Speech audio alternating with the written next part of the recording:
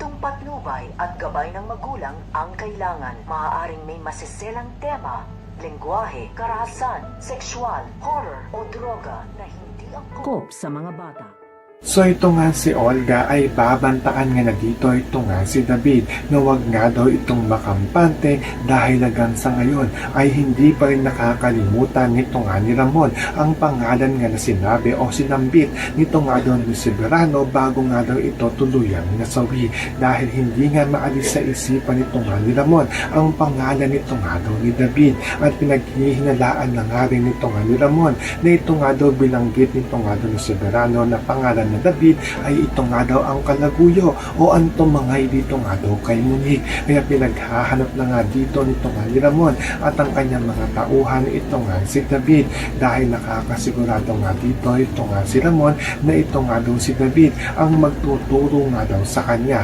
kung nasan nga daw ito nga daw kanyang asawa na ito nga si Monique dahil hanggang sa ngayon ay wala pa rin kanalay-nalay ito nga si Ramon na ito nga ang kanyang asawa na ito nga si Monique ay nasawi na nga ito at kagagawan nga ito nito nga ni Olga. So pakakaabangan nga natin dito ang paghahanap nito nga ni Ramon dito nga sa pangalang David. Yan ang ating mga pakakatukan at pakakaabangan dito nga lang sa FPJ's Batang Quiapo.